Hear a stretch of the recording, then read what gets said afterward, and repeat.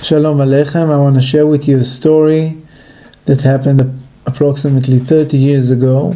I was in India learning in a monastery for quite a while. And I understood that after a few months in the monastery, after about 9 months, 8 months in the monastery, I felt that I would have to make a decision soon, whether to be a monk and to stay there, or whether to give it a second thought. And I decided, after all kind of events that happened during the time in India, that I cannot really take such a decision without a deep thought.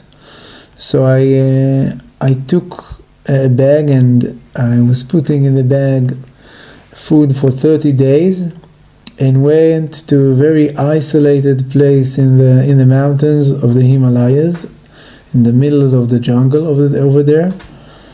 And I sat with my tent for 30 days. This was my decision, to sit there for a month and to meditate until I will understand what God wants from me. Now, while I was there and meditating, I was looking at the nature, and I saw the harmony in the nature, how the birds and the plants and the insects and the animals are all having some kind of a duty in the system of the nature. And I felt that the nature is not only something that I am observing on. I felt that the nature is observing on me also. And that the nature is asking me whether you are doing your duty or not. And I was wondering, what's the demand? What I'm supposed to do?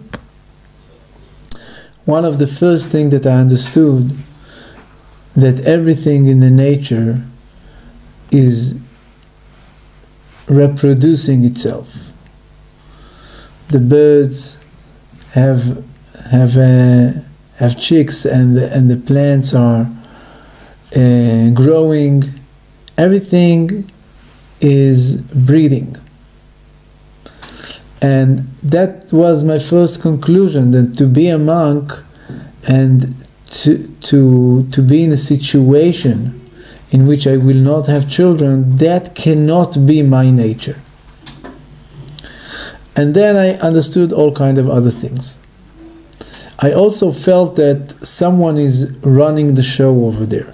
It can't be that everything is working by itself, and there is some intention. But still, since I was very anti-religious, I couldn't accept the fact that there is God, and I did not mention His name. After 25 days, I felt already quite exhausted, and I felt that my mind is getting crazy, and I decided to go back, but I didn't want to go back the same path. I wanted to visit new places, so I climbed the mountain, past the glacier on the top of the mountain, and was hoping to find the path on the other side of the mountain. But then, unfortunately, I lost my way, or fortunately, I lost my way.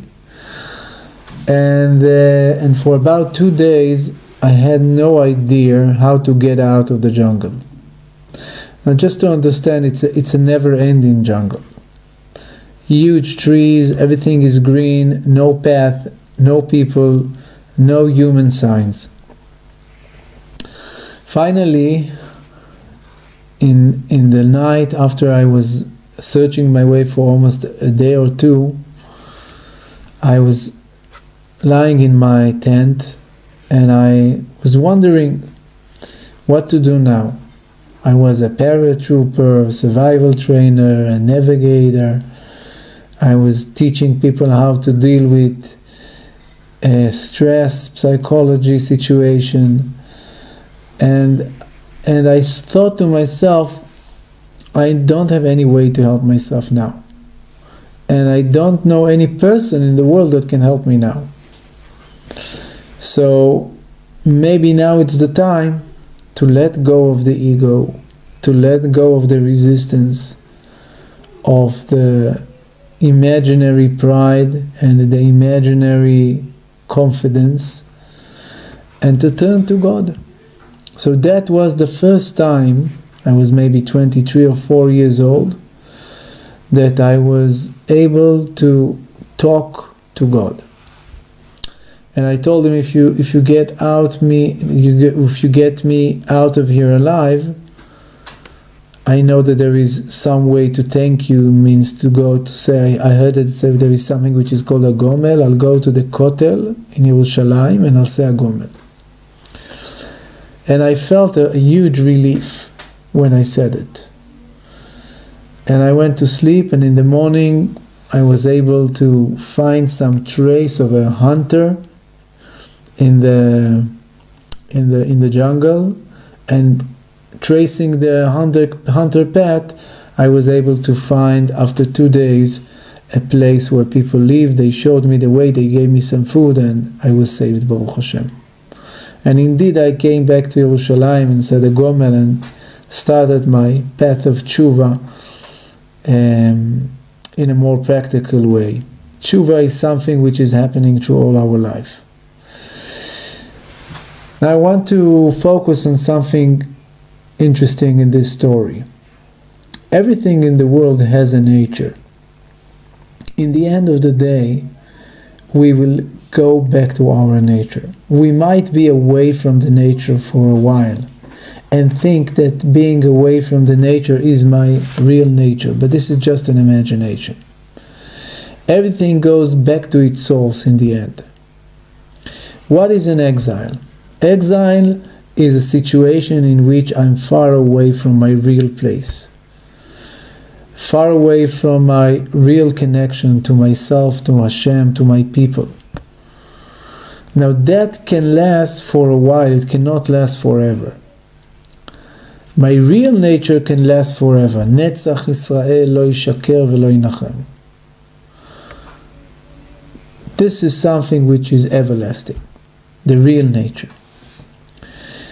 And when we are starting now Sefer Shemot, we are talking about what is the nature of the Jews. Whether the nature of the Jews is to be the slaves of the nations, chas v'shalom, or the nature of the Jews is to be a free people, living in their holy land, the land of Israel. So the idea of Sefer Shemot is to show us that darkness is just a matter of time until we will understand that it is not our place and we will decide to change it. So maybe we can take an inspiration from the parasha, from the story, from so many stories of private redemption and general redemption of the Jewish history, to remember that we can and we must come back to our real nature, and it is our free choice to do it. Have a wonderful week and happy blessings of very close redemption to the Jewish people very soon.